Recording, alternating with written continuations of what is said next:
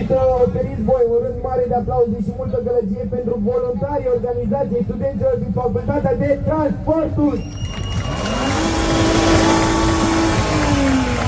Coordonați domnul profesor din cadrul facultății, aceștia au fost cei mai minunați, au muncit, au făcut tot acest eveniment posibil. Haideți cu un rând mare de aplauze înainte să începem show-ul.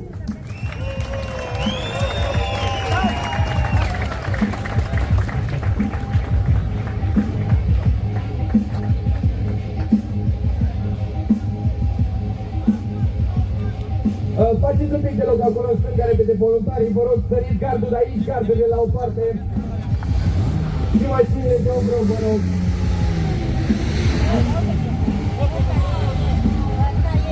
Ajutați să dai jos de pe mașina de obră ca să facem loc. Avem un pic acum, dar revenim imediat. Haideți până atunci să facem un pic de gălăgie. V-ați simțit bine aici în dreapta? Prin gălăgie, haideți încă o dată, că pare că n-ați mâncat. Dacă n-ați mâncat, avem zonă de food court aici în spate, în spatele aulei Magna a Politehnicii din București sau Cârția cu picotele, cum îi mai spunem noi. Avem zonă de food court cu gogoșele, pizza, harție și alte minuni. Un rând de aplauze și multă gălăgie dacă v-a plăcut aici în dreapta. Aici în față, v-ați simțit bine, v-a plăcut?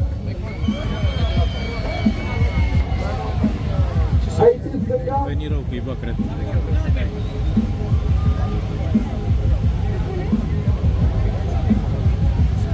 Aici în spate.